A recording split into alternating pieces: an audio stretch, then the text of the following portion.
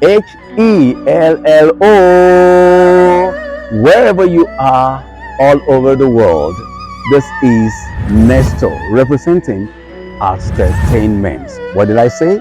Entertainment. Before anything, I would like you to like my videos, share, and as well, you need to subscribe. This is officially welcoming you to my YouTube channel. Yeah, hello people, hello beautiful fans. I remain yours, Nestor, representing Entertainment. Here I am in the house of my hosts. This is this young man I just met. Such a wonderful young guy who has experienced much more than his age could even tell. It's someone that I've really come to love so much ever since I got to meet with him. I'm talking about an actor, a movie maker, is a writer, is a content creator. I can just go on and on and on to tell you so much about this wonderful personality. But he'll be right here to say it all by himself.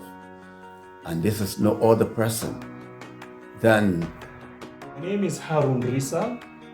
By profession, I'm an actor, author, scriptwriter, and producer who has featured in both local and international film and TV productions, including the acclaimed Netflix series Sense8, whose second season was shot here in Nairobi, Kenya. All right, you've just heard that brief introduction of Haroun Risa. Now, Haroun, you're going to have to tell us about your experience in life and how you're able to achieve so much that you've achieved. I believe there is still so much more for you to, get done, in the nearest future. But I would like you to tell us how far you've come to get to this level that you are. I guess you could say it's been more than a decade, but it's been quite interesting to see how far I've been able to go to accomplish a lot of things that I've been able to accomplish, including currently 5 novels that I've written and self-published on Amazon.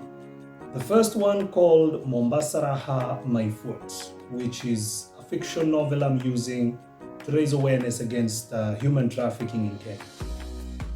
Yes, you just mentioned Mombasa Raha My Foot. That is one book I'm so much interested in, and I want you to tell us more about this book. Mombasa Raha My Foot is the first in a fiction novel series that I started primarily to raise awareness against major issues that affected Kenyans, from human trafficking and sex tourism to breast cancer, FGM, wildlife and drug trafficking, alongside many other major issues that have affected Kenyans. Each book that I release has the same main character, kind of like the Robert Langdon novels created by Dan Brown. Every novel has Robert Langdon as the main character, but every novel has its own different story and facts. Yes, Mombasa Raha My Foot. I'm sure that has a meaning. There's something that's, brought that about. Can you just break it down? Mombasa Raha My Foot. What does that mean, really? So the title came from Mombasa Raha. That actually means the fun and excitement that tourists get when they visit the Kenyan coast, and when they also participate in all the fun and exciting activities that Kenyans and also and tourists from abroad get to actually feel when they visit the Kenyan coast. But with matters human trafficking and sex tourism, that's why I said Mombasa Raha My Foot. That's because no one enjoys human trafficking, of course, and Kenya is unfortunately one of the main African countries that have been known by the US Department of State as a destination and source for human trafficking activities worldwide. All right. I want you to please give us the list of all the books that you have written. Currently, book number 1 is Mombasaraha My Foot. Book number 2 is Kenyan Timing Ate My Boob, which is what I'm using to raise awareness against breast cancer. Book number 3 is Navy Blue Stiletto. His name was Yves Andre. Book number 4 is Blind Fold. Fold meaning community, another synonym for community. And book number 5 is Navy Blue Stiletto, The Deceased is Your Size. Book number 6 is currently what I'm writing, is called Zebra, which is the one I'm raising awareness against wildlife trafficking through fiction. All right. I would like you to please tell us the significance of all of those books that you've written to the Kenyan society. So, with matters concerning all the novels that I've written, every novel has its own specific story, raising awareness against something that has affected Kenyans in a significant way. Like with novel number 3, Navy Blue Stiletto, his name was Yves Andre. I'm raising awareness against domestic violence and the significant and growing aspect of the fact that blood has stopped being thicker than water in various Kenyan communities and various Kenyan families too.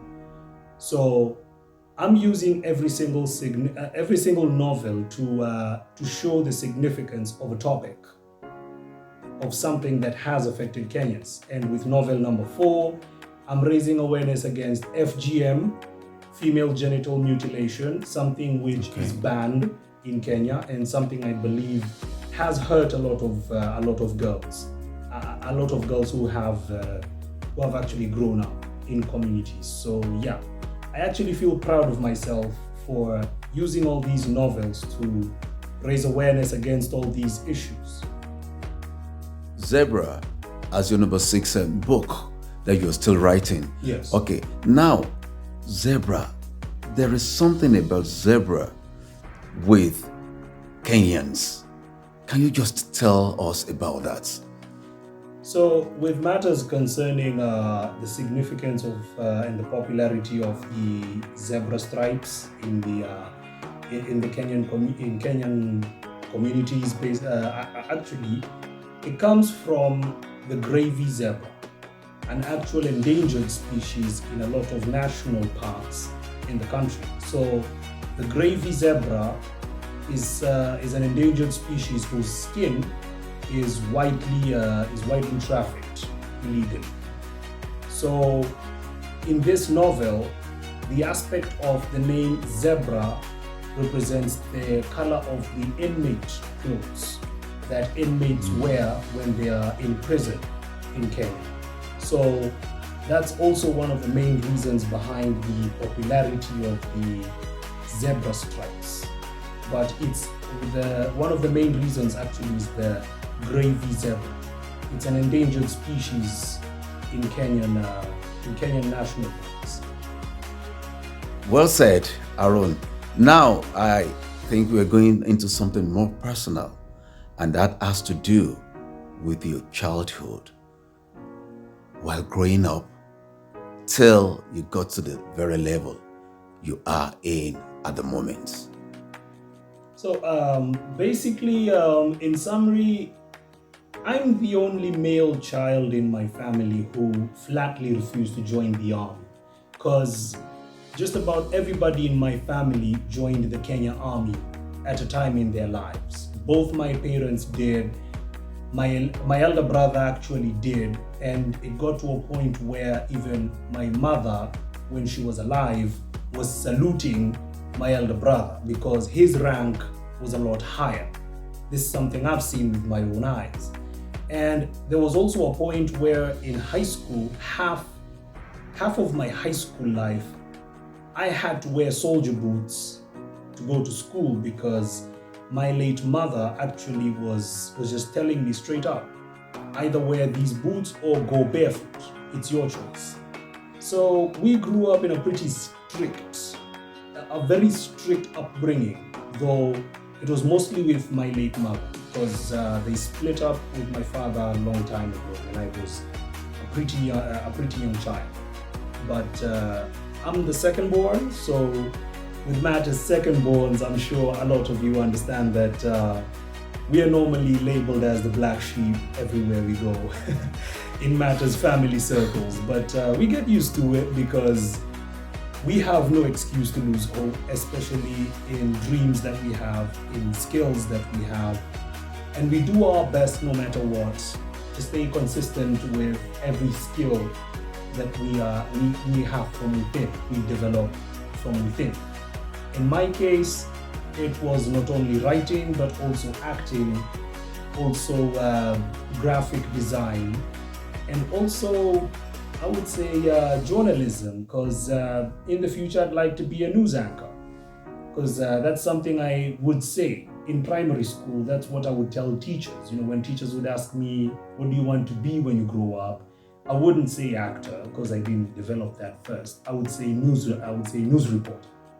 You know, they'd be really stunned because they'd expect doctor, lawyer, teacher, surgeon. They would expect those kind of careers, the 8 to 5 kind of careers. But I would tell them news reporter. So teachers would be very stunned. Yes, Haroun, you just mentioned journalism, and that is something that I think I got to know about you lately. Please, can you just shed more light on that area, how you were able to achieve that? So with matters concerning journalism, I started doing a diploma in journalism online using the website allison.com. It's a great website whereby you study a diploma of whichever course you've always wanted. The only thing you pay for is the certificate upon completion of the course, but you do everything even through your phone. So it's one thing I actually started to do, and alongside that, I picked a 24-hour news channel of my choice. Basically, with writers, you're required to do that. For me, it was Al Jazeera because the news features, the documentaries they do are simply amazing, and so many different topics that really get your attention. So a lot of these documentaries really appealed to me. So I was like, yeah, these are some great stuff to use for your own imagination, to enhance your own imagination in matters of writing, so that when it comes to being a news anchor, you understand the whole aspect of everything. You understand the whole aspect of facing a camera for more than an hour, considering that's also experience you can get to some extent as an actor. From what you said, you're on it still, and you're like halfway done, and I'm sure you're going to make yourself so proud at the end. I'm very certain about that. And now, what do you intend to achieve after you've completed your course on journalism? So with matters considering the online course I am currently doing, I want to make sure that I finish that course by the end of this year, because I'm actually done with the first assessment test. In the Diploma in Journalism course, it's 2 assessment tests and 14 modules. So after every 6 modules, there's an assessment test. So that's why it's something I was actually doing at home. Even the assessment test, I actually just did online at home. And it shows how efficient these websites can be in accomplishing dreams, because you might find you don't even need to go to expensive universities to attain a diploma which can get you further. And this is something you can actually do at home online. So it's actually how I started with the Diploma in Journalism course. But I want to make sure that with matters journalism, it's not something that I'm going to be like really rushing into it, because I'm also involved in film and TV production and acting and also script writing. And so that's something I want to make sure I balance every career. I just want to make sure I balance every single one. All right, I'm sure you all have just listened to Haroun, and this is a young man who has not given excuse for attaining or achieving all that he has achieved at the moment. And he's not even resting on his horse. He still has a lot ahead of him to achieve, and I'm sure he's not backing out. So Haroun, please, we want you to give a word or two to the young ones out there, youths especially, who are sitting back and waiting to give excuses for not attaining the level they desire to in life for whatsoever reason. Now, in matters concerning whatever it is that you're facing right now, I can only say that you have no excuse to lose hope, because in my case, I've not just had to battle a lot of problems, a lot of problems in my own family, to the point where I stand as a child who is seen as a rebel. But what I can tell you is that there's no excuse to lose hope in whatever it is you've always wanted to accomplish, because there are some who don't even have the resources you currently do, but they're able to do so much more. In my case, I've battled severe anemia for more than half a decade, and that's something that still affects me sometimes, but I was able to accomplish getting into local and international film and TV programs, and I was able to even write 5 novels using a phone, and also pretending to be a university student to be able to gain access to university computer labs, so I can edit the novels, look for new opportunities, not just locally but internationally as well. I've had times where I have been flat broke, so I also understand periods like those when not a single family member lifts a finger to even look at how you're doing. But then the moment you've dropped dead, they all bury you in a glamorous funeral where tears of hypocrisy are normally shed. But what I can tell all of you is that stay consistent in everything that you've always wanted to accomplish. Stay consistent in every legal skill that you're good at, because you are your own nurturing parent. That's one thing you come to learn the moment you turn 18. You are your own nurturing parent henceforth. Even your own parents can easily turn their back on you, depending on which childhood form you were raised in. So, one thing I can always advise African youth out there is that you have no excuse to give up on whatever dreams you have, because you are solely responsible for every decision you make the moment you become an adult. All right, fans, we've just heard from Haroun Risa. That was actually for youths all over the African continent. Do you have an excuse not to achieve the best that you can in life? Then you need to listen to Haroun Risa, and I guess that will give you enough strength and courage to go on. Nobody's gonna look out for you. You have to look out for yourself. Take a clip from Haroun Risa. Thank you, fans. Keep watching Entertainment.